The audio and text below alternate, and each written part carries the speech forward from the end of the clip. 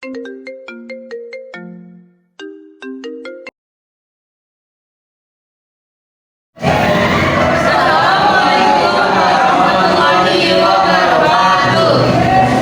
kelompok 4 ingin memaparkan materi unsur-unsur golongan utama. Sebelum itu, izinkan kami untuk memperkenalkan diri terlebih dahulu. Nama saya Syafini Hamalidia. Saya Gesya Desmina. Nama saya Rata Tumakan. Selamat menyaksikan.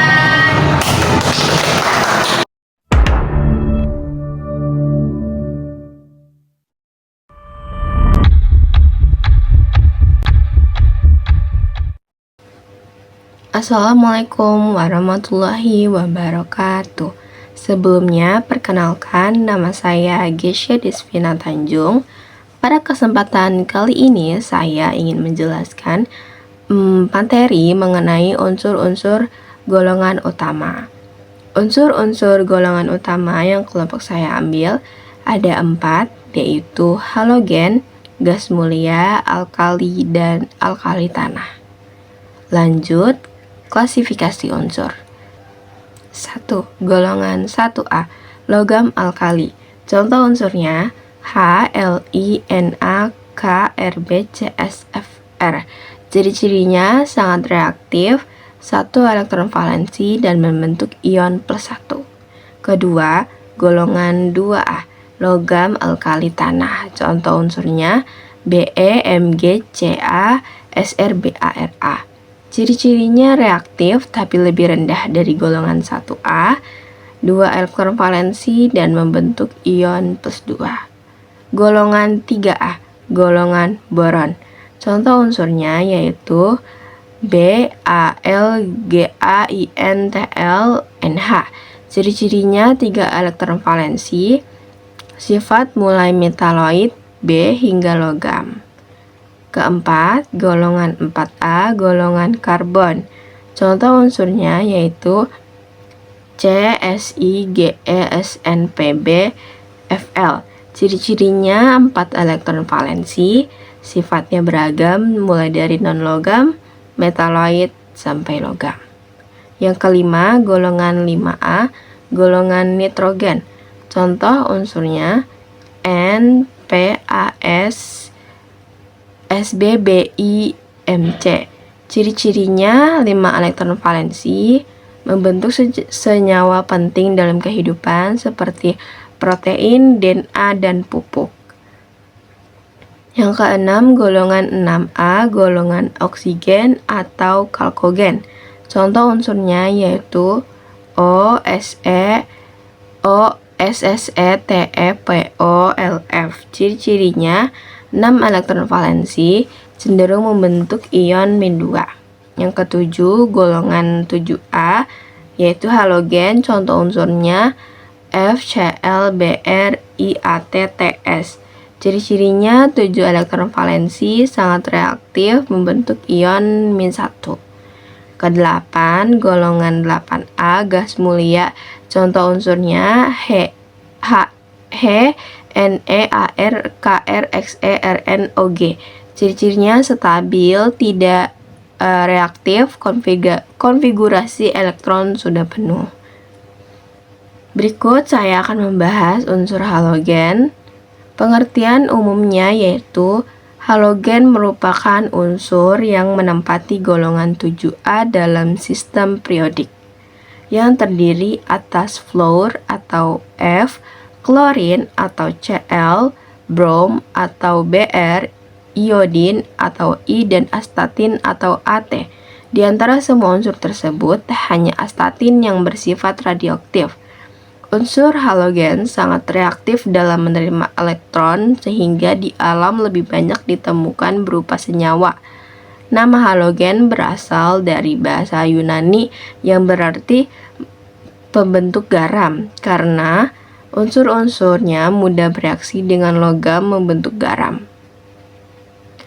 Halogen juga cenderung menangkap elektron hingga membentuk ion bermuatan -1 X-, sehingga memiliki afinitas elektron dan energi ionisasi yang tinggi.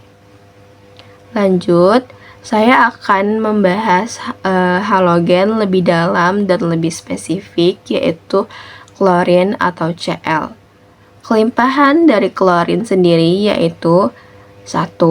Di kerak bumi atau litosfer, klorin bukan unsur yang sangat melimpah di kerak bumi, tetapi tetap berada di urutan ke-20 sampai 25 unsur terbanyak. Banyak ditemukan dalam bentuk senyawa garam, terutama NaCl, natrium klorida atau garam dapur, KCl, kalium klorida, MgCl2, magnesium klorida. Yang kedua, di air laut, klorin sangat melimpah di laut dalam bentuk ion klorida, Cl-, merupakan ion paling banyak kedua di air laut setelah ion natrium. Konsentrasi rata-rata ion klorida di laut kurang lebih 19.000 mg per L. Yang ketiga, di atmosfer udara, klorin sangat sedikit, jejak saja, biasanya berasal dari letusan gunung berapi atau proses industri. Sekian dari saya, kurang lebihnya mohon maaf. Wassalamualaikum warahmatullahi wabarakatuh. Assalamualaikum warahmatullahi wabarakatuh. Sebelumnya izinkan saya untuk memperkenalkan diri terlebih dahulu. Perkenalkan, nama saya Syauki Diva Maulidia. Saya dari kelas 12D dengan nomor urut absen 34. Sebelumnya, pada kesempatan ini saya ingin menjelaskan mengenai materi unsur-unsur golongan utama halogen. Dengan unsur halogen, saya spesifiknya membahas mengenai Cl2 atau klorin. Apa sih penggunaan atau kegunaan dari Cl2 klorin itu? Yang pertama adalah sebagai disinfeksi air. Yang paling umum, klorin atau Cl2 ini digunakan sebagai bahan untuk membersihkan virus ataupun bakteri yang digunakan di kolam renang ataupun di air minum. Dan yang kedua adalah sebagai bahan pemutih. Bisa digunakan sebagai bahan pemutih kertas ataupun bahan pemutih tekstil, dan bahkan bisa digunakan juga sebagai bahan pemutih pakaian. Dan yang ketiga, dapat digunakan juga sebagai pembuatan PVC. PVC ini merupakan bahan utama yang digunakan untuk pembuatan pipa, kabel, dan juga plastik-plastik tertentu. Baik, untuk yang selanjutnya adalah sifat-sifat dari unsur halogen dengan unsur klorin Cl2.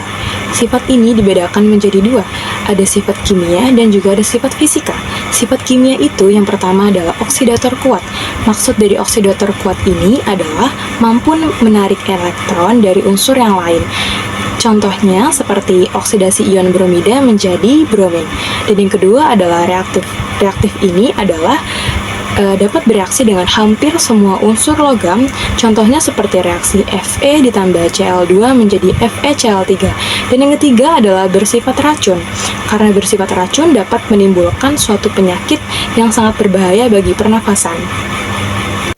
Untuk sifat fisika dari unsur klorin Cl2 adalah yang pertama, berwujud gas pada suhu kamar, dan yang kedua adalah berbau menyengat atau berbau khas seperti berbau pemutih dan berwarna hijau kekuningan, dan yang ketiga adalah sedikit larut dalam air tetapi cukup untuk membentuk larutan air klorin, dan juga lebih larut dalam pelarut non-polar seperti CCl4. Nah, untuk cara pembuatan dari halogen unsur klorin Cl2 ini adalah dengan mengelektrolisis larutan NaCl. Dengan reaksinya seperti 2 NaCl aqueous ditambah 2 H2O liquid menjadi H2 gas ditambah Cl2 gas ditambah 2 NaOH aqueous. Produknya itu adalah klorin, gas klorin, H2 hidrogen, dan ada NaOH natrium hidroksida. Klorin ini dibuat dari elektrolisis air garam.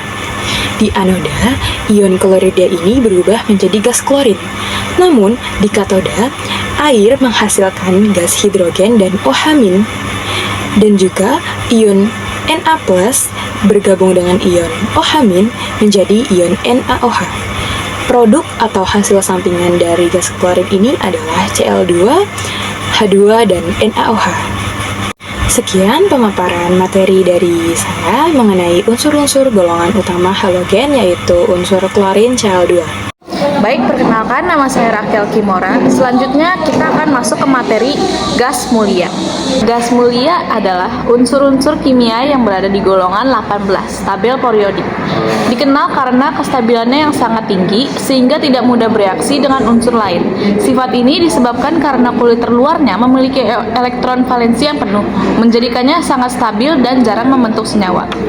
Dari banyaknya contoh gas mulia, kami mengambil dua, yaitu helium dan argon.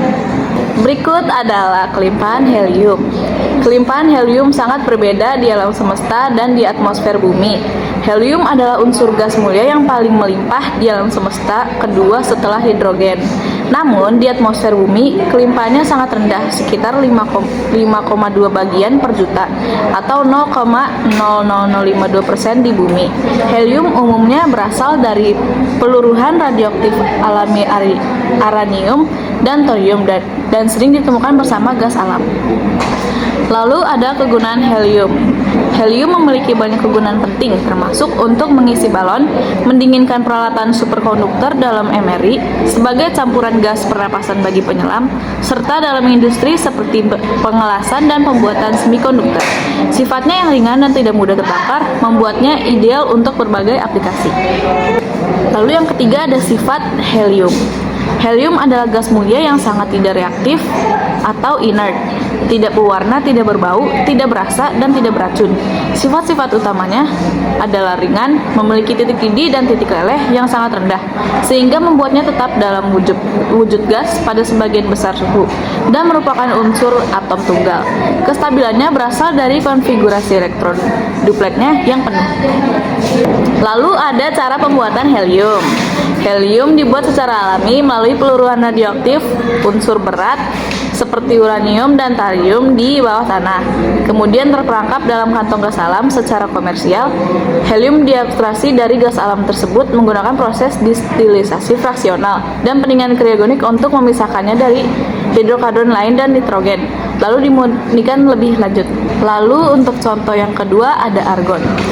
Argon adalah gas mulia dengan kelimpahan alami sekitar 0,934% di atmosfer bumi, menjadikannya gas atmosfer ketiga yang paling melimpah setelah nitrogen dan oksigen. Kelimpahannya di alam semesta lebih rendah dibandingkan helium, yang merupakan gas mulia terbanyak di alam semesta. Lalu kegunaan argon gas mulia itu digunakan dalam berbagai industri karena sifatnya yang inert atau tidak reaktif. Kegunaannya meliputi sebagai gas pelindung dalam pengelasan, terutama titanium, pembuatan semikonduktor, dan industri makanan untuk memperpanjang umur simpan produk. Argon juga digunakan sebagai pengisi lampu pijar dan laser, sebagai isolasi thermal dalam jendela hemat energi, serta dalam beberapa aplikasi medis dan penyelaman. Lalu ada sifat argon. Argon adalah gas mulia yang tidak berwarna, tidak berbau, dan tidak beracun. Sifat utamanya adalah inert atau sangat stabil. Artinya sangat sulit bereaksi dengan unsur lain karena memiliki konfigurasi elektron yang penuh atau oktet. Sifat ini menjadikannya sangat berguna dalam berbagai aplikasi industri seperti gas pelindung untuk pengelasan, pengisi lampu, dan pembuatan semikonduktor. Lalu yang terakhir ada cara pembuatan argon. Argon dibuat secara industri melalui distilasi fraksional udara cair, yaitu dengan memisahkan nitrogen, argon, dan oksigen yang tergantung dalam udara berdasarkan titik didihnya yang berbeda. Udara cair dimasukkan ke dalam kolom distilasi, di mana pemanasan dan pendinginan yang terkontrol memisahkan komponen-komponen tersebut hingga argon murni dapat diperoleh. Assalamualaikum warahmatullahi wabarakatuh. Izinkan saya memperkenalkan diri. Saya Muhammad Ali Ramadan dari kelas 12D.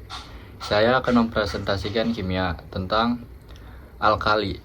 Yang saya ambil yaitu alkali natrium, karena natrium banyak gampang mudah didapati. Pengertian alkali.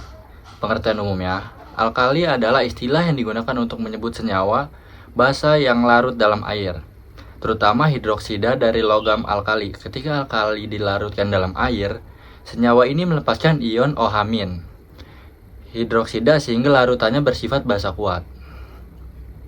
Saya akan mengambil alkali natrium. Ada kelimpahannya, ada dua. Saya ngambil dua aja. Yang pertama saya sebutkan kelimpahan natrium di kerak bumi. Natrium merupakan unsur ke-6 paling melimpah di bumi. Nah, kenapa saya pilih natrium? Karena dia banyak di bumi. Persentase kelimpahannya sekitar 2,3 sampai 2,6%, termasuk banyak itu. Dan yang kedua, kelimpahan natrium di alam lainnya. Seperti di air laut sekitar 10.800 ppm ion natrium.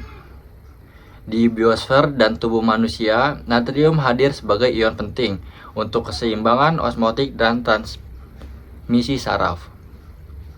Selanjutnya, alkali natrium kegunaannya yaitu saya mengambil dua contoh lagi. Yang pertama untuk industri sabun dan deterjen. NaOH digunakan untuk proses saponifikasi, yaitu reaksi lemak atau minyak dengan basa menghasilkan sabun dan gliserol, yaitu sering kita pakai di rumah, semuanya pasti ada. Yang kedua, industri kertas. Proses kraft. NaOH dipakai memisah lignin dari serat kayu, memutihkan dan melunak serat. Yaitu ada sifat kimia dan sifat fisika alkali natrium. Saya akan membacakan sifat kimianya terlebih dahulu. Sifat kimianya sangat reaktif. Natrium adalah logam alkali golongan 1 yang memiliki 1 elektron valensi, sehingga sangat mudah melepaskan elektron dan bereaksi membentuk ion Na. Duanya bereaksi cepat dengan air. Natrium bereaksi dengan air membentuk natrium hidroksida. Dan yang ketiga, mudah teroksidasi oleh udara. Natrium bereaksi dengan oksigen di udara membentuk natrium oksida. Yaitu sifat fisikanya berupa wujud fisik, berupa padatan kristalan putih, titik lele dan titik didih. Titik lelenya ada di kurang lebih 318 derajat dan titik didihnya kurang lebih 1388 derajat Celcius. Yaitu selanjutnya cara pembuatan alkali natrium. Elektrolisis larutan garam NaCl. Ion Cl- teroksidasi menjadi Cl2. Dan di katode terbentuk NaOH serta H2-. Itu cara utama di industri. Dan yang kedua, reaksi kaustifikasinya kita bisa lihat di tabel di atas ini. Itu reaksinya. Sekian dari saya.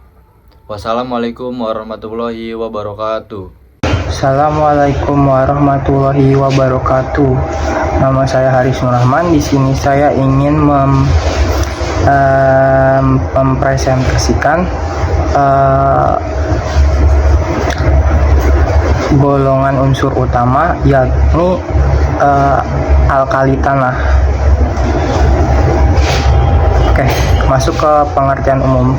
Alkali tanah merupakan keluarga unsur kimia yang menunjukkan pola dalam konfigurasi elektron. Secara keseluruhan, alkali tanah bersifat basa dan banyak ditemukan di dalam mineral tanah. Kelimpahan alkali tanah cukup banyak dan bentuknya berupa senyawa, yakni nggak berbentuk senyawa, nggak berbentuk unsur tetapi berbentuk senyawa. Jadi itu kayak kalsium tuh ada unsur lainnya untuk membentuk senyawa, jadi nggak satu kesatuan gitu, nggak berdiri sendiri. Habis itu poin kedua adalah dalam tabel periodik alkali termasuk golongan alkali tanah termasuk golongan 2A di unsur golongan utama, dan saudaranya yakni alkali itu ada di golongan 1A. Oke, lanjut. Di sini ada kelimpahan alkali kalsium.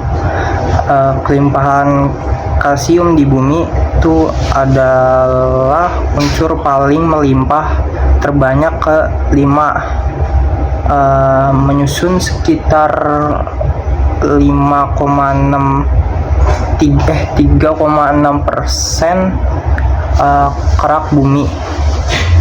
Umumnya ditemukan dalam bentuk senyawa, tidak berupa unsur yang tadi saya sudah jelaskan. Nah, di poin pertama tuh ada kalsium karbonat, yaitu CaCO3 dalam bentuk batuan, yakni umum ditemukan dalam bentuk bebatuan, yaitu sebagai penyusun utama suatu batuan kapur atau limestone, atau marmer, sangat umum di kerak bumi. Yang kedua ada kalsium sulfat, yaitu CaSO4 2H2O. Itu biasanya berbentuk mineral atau gypsum ya, biasanya digunakan untuk jadi plester bangunan. Yang kelima tuh ada kalsium klorida CaCl2, umum di air laut. Biasanya tuh air laut tuh biasanya kan asin, tapi tuh ada pahitnya dikit, jadi tuh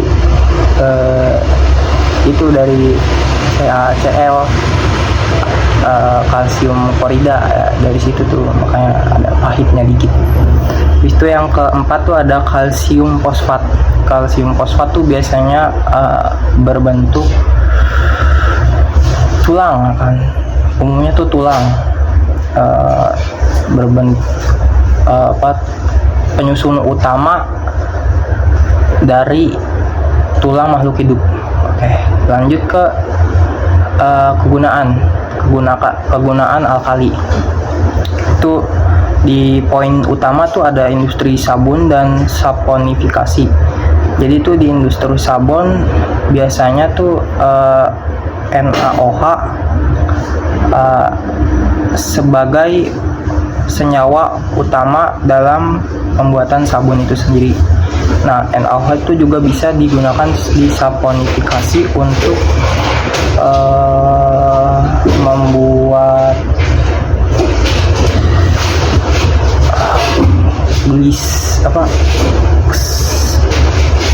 lemak atau minyak dengan basa, dicampur dengan basa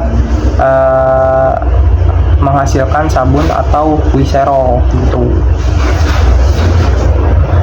Habis itu lanjut di poin kedua ada industri kertas proses atau proses craft.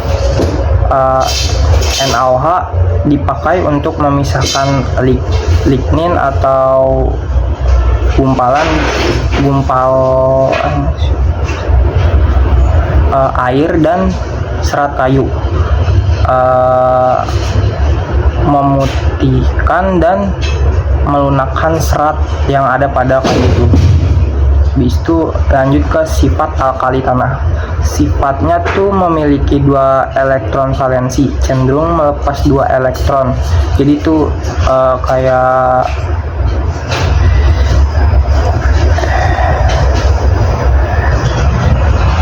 kayak tandanya tuh di atas ada 2 plus, ion 2 plus, elektron valensi 2 plus gitu.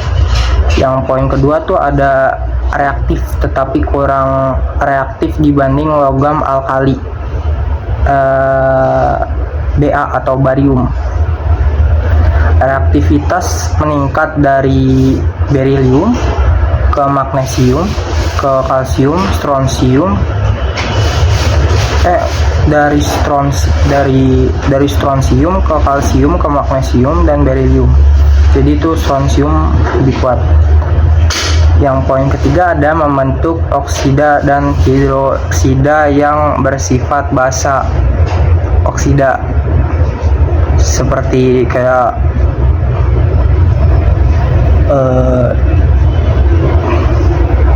kalsium oksida, ya kan. Hidroksidanya tuh kalsium OH 2 kali ya gitu, basa kuat termasuk, kecuali itu berilium dan magnesium. Jadi di kelas 11 tuh diajarin kalau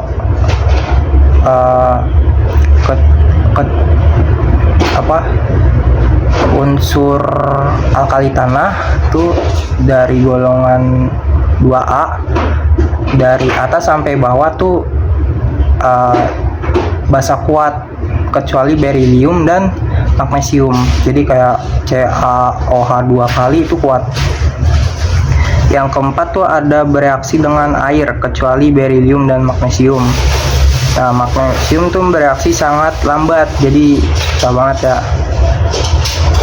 Kalsium, stronsium dan barium bereaksi cepat menghasilkan CaOH 2 plus H2. Ya itu yang saya bilang tadi ya, jadi larutan basa kuat. Habis itu ada sifat fisikanya. Nah, itu yang pertama tuh ada bentuk dan warna. Semua adalah logam padat berwarna perak dan keabu-abuan.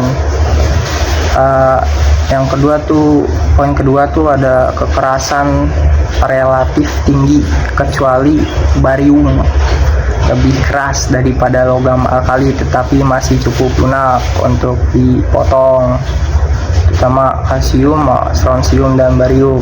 Barium adalah yang paling keras menurut